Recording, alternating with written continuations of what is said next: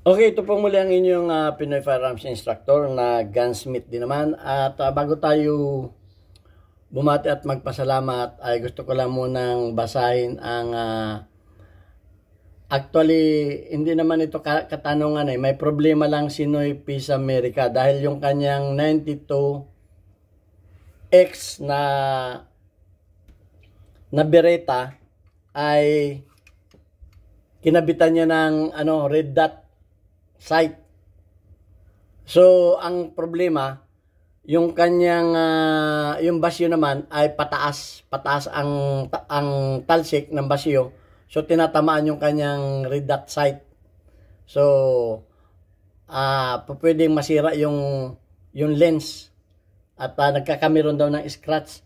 So, yun na, hindi ko nababasahin para medyo kasi baka humaba pa yung ating So, yung pang yun ang kanyang problema. So, ang ating topic naman ngayon ay paano naman natin babaguhin yung sa halip na pataas, gagawin naman nating paside yung kanyang yung talsik ng basyo. So, ayan. At gusto ko lang i-shout out yung aking pamangkin na hindi ko pwedeng hindi pagbigyan. Ang aking pamangkin sa Bustos, Bulacan, si Omar De Leon. Okay, shout out sa iyo, pamangkin, Omar De Leon. At shout out na rin sa iyong daddy, kay Attorney Placido De Leon Jr. Okay, yan ay isang taga Bustos, Bulacan. At shout out na rin sa aking kapatid, si Dr. Marilyn Pilorin De Leon. At okay, shout out na rin sa mga kapatid ni Omar, si Adoric, si Placido De Leon III, Adoric. At shout out kay GT at kay Bim. Yan. Apat na mga barako yung aking mga pamangkin dyan sa Bustos, Bulacan. Ayan. At bibigyan ko rin lang ng pansin yung isa nating baser na si Juras Lee. Okay, welcome ang mga baser sa ating YouTube channel. Hindi tayo nagagalit dyan. Pag tayo may mali, tinatanggap natin. Okay, pero pag yung hindi mali, hindi natin tinatanggap. Okay, nung nakaraan, na videos natin, sa dami ng baril na nandito sa aking harapan, ang nadampot ko ay Beretta, ang nasabi ko ay Glock. So mali tayo doon, ina-admit ko yun, mali tayo. Kaya tayo nabas ni meron talaga kasing mga baser na, yung mga baser kasi babantayan lamang yung mali mo na sabi mo. Kaya ang sabi niya sa akin ay mag-research pa daw ako. Matagal na akong pinag-research nito eh. Pero gusto kong malaman yung YouTube channel mo, Joras Lee, para sa YouTube channel mo ako magre-research. Okay, baka may matutunan ako sa iyo. At ang isa pang ang hindi ko lang matanggap ay yung sinabi mo na bawasan ng kaunti tapos biglang sinabi ko na wag ninyong gawin. Okay, ganito kasi yan. Ang sabi ko dito ay kung dito nayuyupi yung basyo, kung dito sumasabit ay pwede ninyo itong bawasan. Ito pwede ninyong bawasan. At ang example ko diyan ay itong 1911, pwede ninyong gawin ganyan. Pero sinabi ko na hindi ko sinabi na gawin ninyo kung hindi naman dun sumasabit yung basyo. Bakit ninyo gagawin? So mali yung pagkaintindi mo kasi alam ko mali lang talaga yun. Kaya sinabi ko, hindi ko sinasabing gawin ninyo kung hindi naman doon sumasabit. Kung sumasabit yung basyo ninyo dito sa port, bawasan ninyo. Kasi baka naman lahat ng inyong mga baril ay pinagbabawasan ninyo. Kasi baka sabihin naman ninyo na, sabi ni Pinoy Firearms Instructor, bawasan daw ito.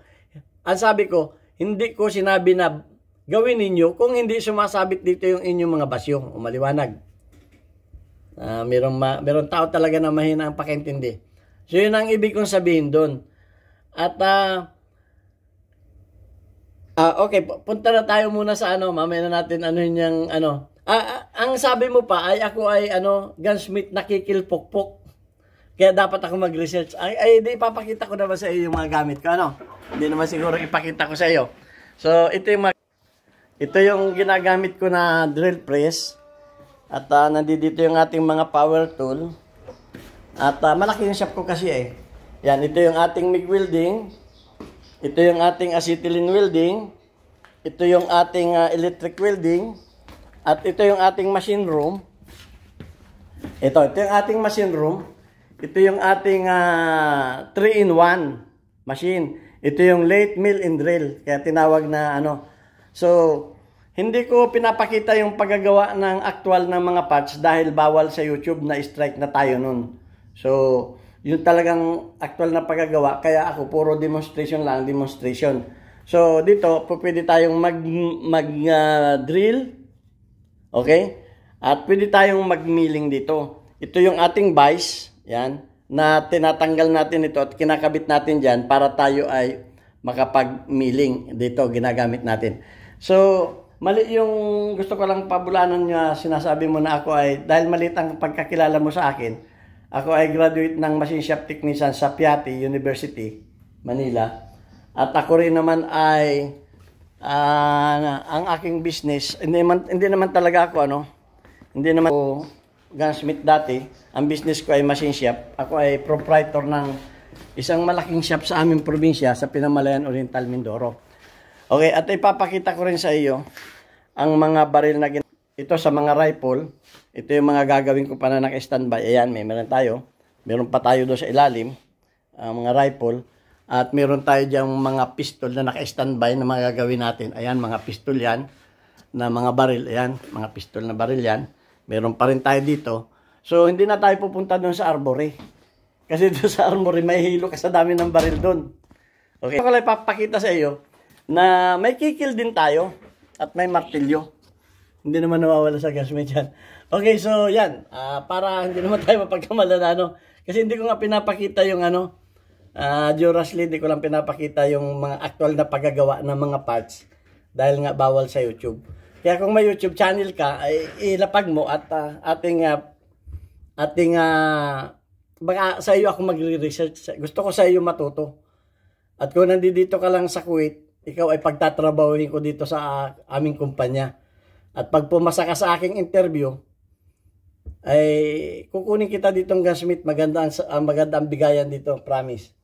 Okay yan. Punta ka dito sa Kuwait at kukunin kita. Hindi lang kita kukunin sa Pilipinas. Kukunin kita dito. Nakakapagpasok ako dito ng trabador sa aming kumpanya. Dahil baka pag ako'y nagretiro, baka ikaw nang pumalit sa akin dito. Okay, so yan. Malinaw. Welcome yung mga ating dito. At gusto ko sana, Durasly, lahat ng videos ko ay ibasa mo. Hello, Kuya Edmer. Hello. Nagkaroon kami ng situation na alam na ni Boss. Okay. Second round doon, no? Second round. Okay, doon naman sa sinasabi ni Durasly na pwedeng abunuhan. Sabi niya, ano daw ang abuno? 14, 14, 14. O sabi niya, palay daw ang abunuhan. So, hindi ko ginamit yung term ng machine shop term kasi alam naman natin na yung mga viewers natin ay hindi naman nakakaintindi ang karamihan ng term ng mga machine shop. So, ang ibig kong sabihin ay rebuild. Rebuild in machine. Okay? O, build up in machine ang tawag doon. So, ang sabi ko, pwede ninyo itong abunuhan. Okay? O, pwede ninyo abunuhan yung dulo lang. Kung nakikita ninyo na malaki ang kawang, malaki ang kawang nito nitong taas ito, kung kawang na kawang. Kung kawang ito sa taas. Dapat kasi ito, eksakto lang dito yung nadadaan yung slide, walang kawang dito. So, pwede ninyo abunan yung dulo para yung kanyang basiyo, yung kanyang empty shell ay hindi dun sa labi lang, kasi pag sa labi lang yan nakasabit, ang tendency niyan ay pataas. So, pag pataas yan, ay pwedeng tumama sa mga ganito. Itong ganyan. Kaya nga yung ibang mga model ng baril ay hindi ganon. Ganito ang kalimitan. So, pwedeng ganon. Pagkadulo. Ngayon, pagka ganon, pwede ninyong patakan doon ng counting welding. O baka naman sabihin tubig yung patak. O rebuild. O build upan yung dulo lang. Huwag naman yung lahat. Yung dulo lang. So, yun. Hindi naintindihan kasi ni Durasly yung ano yung ano na abono. So kaya ko naman sinabi yung abono ay yung rebuild at build up ay baka mas ano kasi yun eh. Mas common kasi ganun din ginagamit ng mga ating viewers eh. So yan, pwede niyo yung i-rebuild ganyan. So nabas din tayo doon. Okay. At hindi ko naman ina-advise kay Noli, kay Sir Noli America na ito ay i-bend dahil ito ay matigas itong materialis na ito matigas, ito ay carbonated steel. Pag ito ay binend natin ng pataas, posibleng maputol yan. Okay, hindi ko rin naman na bagahin yan para mabend kasi madidistimpla naman yang masyado. So yun lang ang wag nating bagahin o ano man. Pwedeng patakan lang ng konting welding, patak lang, konti lang, at para tumaas ng konti yan. Okay, so yun ang mga option yun. Ngayon, paano naman natin mapapataas yung yung kanyang basyo paano natin maiwasan na ang talsik ay pataas? Kasi ang ginagawa ko diyan, yung mga shooter namin na babae napapatakan dito ng basyo. So delikado, baka mabitaywan yung baril o baka kung saan maano. So ang ginagawa ko diyan ay kasi nga ang dulo nito, ang tapyas nito ay ibang klase. Ibang klase ang tapyas nito. Ang takbo talaga nito ay pataas. Kaya nga open ito eh. Kaya ang Beretta open ay nagiging pataas yan. Pataas ang kalimitan na Beretta talaga. So, ang sinasabi ko na sa mga 1911 ay ganito. Ayan yung 1911. Ay ang tapyas niya ay papunta dito sa side. Itong kanto na ito ay parang 45 degrees. Binawasan itong kanto dito. At mapapansin niyo yung kabila ay hindi man binawasan, kundi ito lang ang binawasan. Para ang takbo ng kanyang basyo ay papunta dito sa labas. Itong mga 1911. So ayan ang So ano ang dapat nating gawin? So ang ginagawa ko diyan ay para hindi sabihin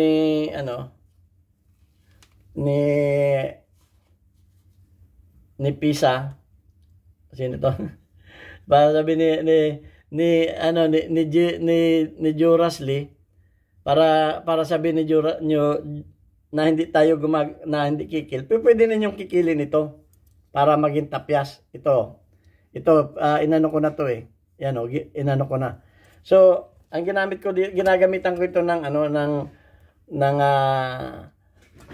kuha tayo ng malit na talim lang para hindi sumabit. Ginagamitan ko ito ng pwedeng kikil, pero baka sabihin tayo ay kikil eh.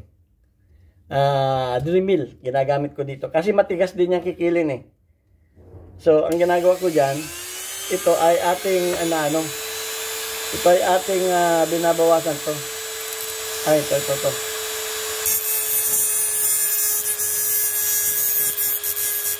Okay. May tumatawag lang. Ito ay ating pwedeng bawasan. Ito. Yan. Ito ay close up ko lang sa inyo para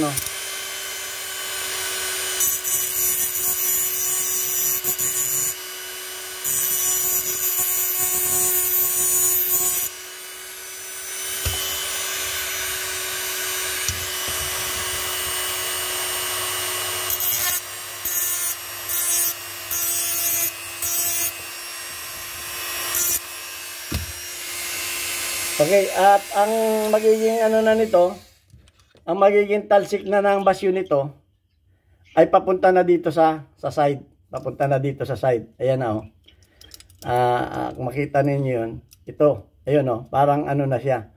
Ang talsik na ng basyo niyan ay papunta na dito. Hindi kamukha nung una na ang tapyas niya ay dito sa ibabaw. Ang tapyas niya ay dito sa ibabaw. Ayan Kung mapapansin ninyo, dito ang tapyas niya sa may bandang ibabaw. Kaya ang talsik niya ay pataas na ganon. So ganon lang ang pwede ninyong gawin. Pwede rin kayong, kung sobrang mahaba ito kasi, pwede rin itong bawasan ng konti. Basta wag lang itong lalampas dito sa lalampas dito sa may ng magazine. Dapat naka-forward yan. Dito sa likod ng magazine. Ayan ito yung wall ng magazine. Wag yang dapat yan naka-forward ng kaunti. Okay? Kasi pag yan ay hindi man mag-i-eject yan pagka hindi naabutin niya yung basyo. So ayan ang ating dapat kinapulutan din ninyo ng aral yung ng kaunting kalaman yung ating video ngayon. So ganun lang ang gawin ninyo. Ito. Okay, ang challenge ko kay do sa ating mga basher, welcome kayo. Hindi ako nagagalit sa inyo. Basta pag mali ako, tatanggapin ko. Kamukha sinabi ko na ang pagkasabi ko dito ay Glock. Beretta ito. Mali ako doon. Tao lang tayo, nagkakamali tayo. Pero kung dapat kong ipaliwanag, ipapaliwanag ko. Kamukha yung ginawa ko ngayon. Okay. At yan lang. Hindi naman tayo nakikipagmagalingan.